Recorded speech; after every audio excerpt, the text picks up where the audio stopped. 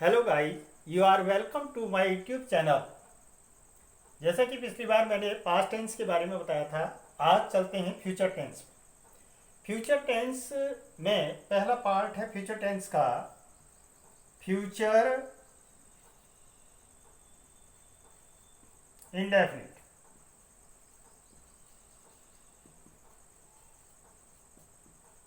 Tense future indefinite tense वाक्यों द्वारा आपको समझाया जाएगा। नंबर 1, मैं आपके साथ आपके साथ या तुम्हारे साथ विद्यालय जाऊंगा। विद्यालय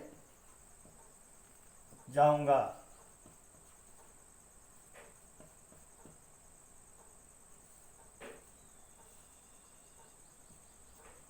नंबर 2, वह पुस्तक पढ़ेगा।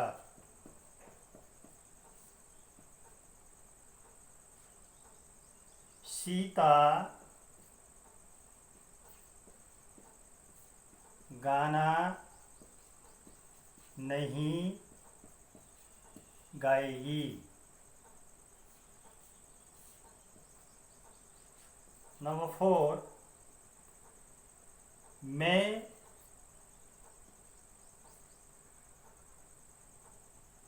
आज पुस्तक अवश्य पढ़ूंगा।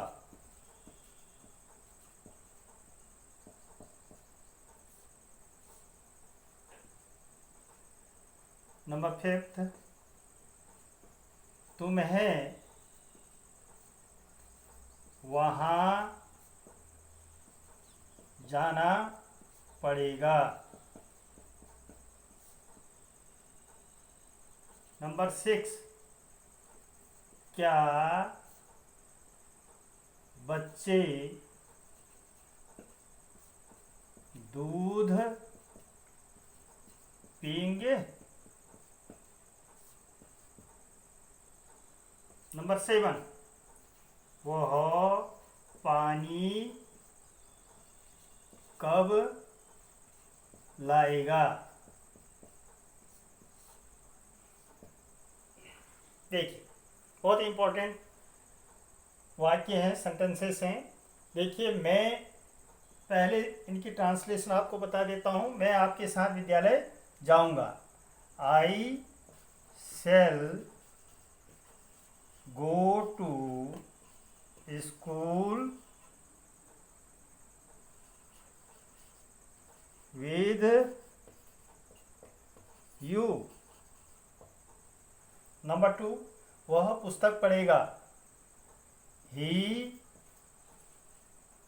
Will read the book.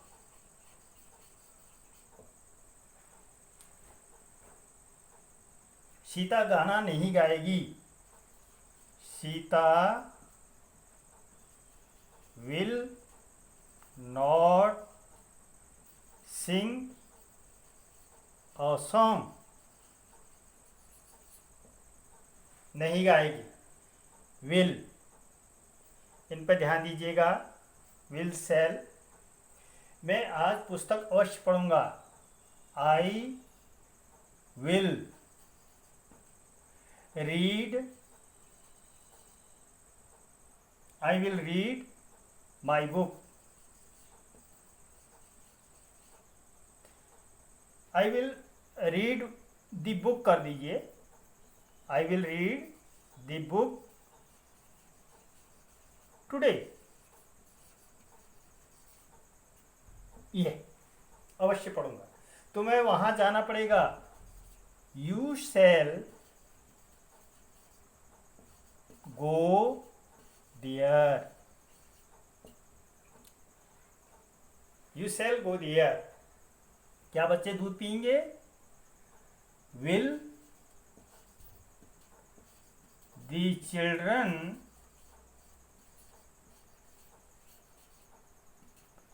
drink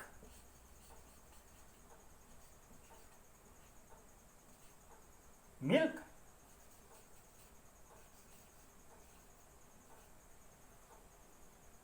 वह पानी कब लाएगा? When will he bring water? Mark of interrogation. तो यहाँ एक समझने वाली बात है, जैसा कि नियम है आई और वी के साथ सेल तथा वर्ब की फर्स्ट फॉर्म ऑफ वर्ब ये आता है। अन्य सब्जेक्ट के साथ विल का प्रयोग आता है और वर्ब की फर्स्ट फॉर्म। लेकिन यहां कुछ इसका अपवाद है। जैसा अपवाद क्या है? I will read the book today. मैं आज पुस्तक अवश्य पढ़ूंगा। तुम्हें वहां जाना पड़ेगा। You shall go there. तो यहां यह अपवाद है। यू के साथ विल का प्रयोग होता है, लेकिन यहां शेल लगा है। आई के साथ सेल का प्रयोग होता है, यहां विल लगा है। तो इसको समझना है बच्चों, ध्यान दीजिए। तो जहां कहीं पर आदेश और आवश्यक का आदेश हो, वहां विल का प्रयोग होता है। ये आई के साथ विल का प्रयोग हो जाता है। और जहां तुम्हें वहां जाना पड़ेगा, आदेश है यू शैल गो देयर, तो यू के साथ शैल का प्रयोग होता है। किसी कार्य को करने की बाध्यता हो जाती है, जहां बाउंडेशन, तो वहां आई के साथ विल और यू के साथ और अन्य सब्जेक्ट्स के साथ शैल का प्रयोग होता है, और आई और वी के साथ विल का प्रयोग होता है। तो ये इसका एक अपवाद है। तो सीधी सी बात है, हिंदी वाक्यों के अंत में गा गी गे अफर्मेटिव सेंटेंसेस का विल और सेल के साथ क्रिया की फर्स्ट फॉर्म का प्रयोग किया जाता है।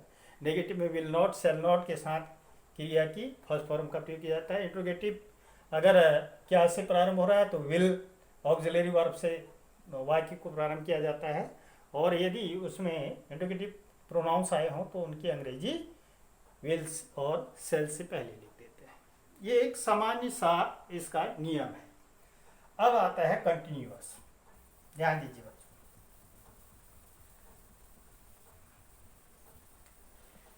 कंटिन्यूअस में रहा होगा, रही होगी, रहे होंगे आदि शब्द आते हैं। अब मैं इसको क्लियर कर देता हूं, ध्यान दीजिएगा। ये दूसरा है कंटिन्यूअस।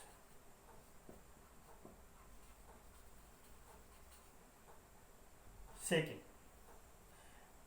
नंबर 1, मैं विद्यालय जा रहा हूँगा।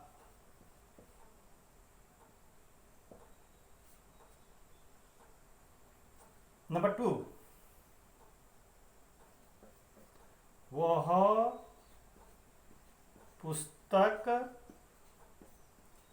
पढ़ रहा होगा।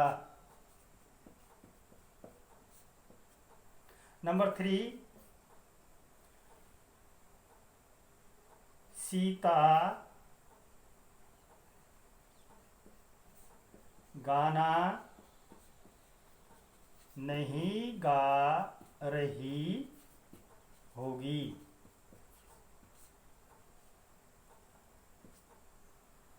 नंबर 4, क्या राम क्या राम कमरे में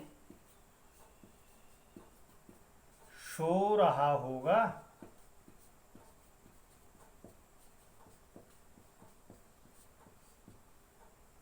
नंबर 5, बच्चे विद्यालय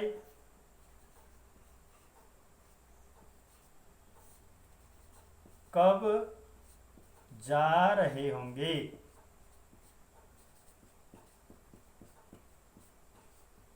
ये देखिए साधारण सी सेंटेंस है और इनका रहा होगा, रहे होंगे, रही होंगी आदि शब्द आते हैं। अब इनका ट्रांसलेशन हम करेंगे। मैं विद्यालय जा रहा हूँगा, I shall be going to school. I shall be going to school. वह पुस्तक पढ़ रहा होगा, he will be reading book. Sita गाना नहीं गा रही होगी, Sita will not be singing a song। a song। क्या राम कमरे में सो रहा होगा? Will Ram be sleeping? B sleeping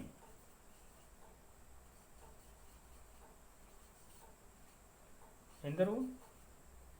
In the room। ये देखिए बच्चे विद्यालय कब जा रहे होंगे? When will children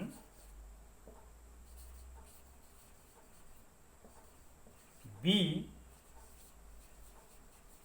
going to school? ये देखिए तो यहां सेल बी विल बी के साथ वर्ब की फर्स्ट फॉर्म में आईएनजी जोड़ देते हैं।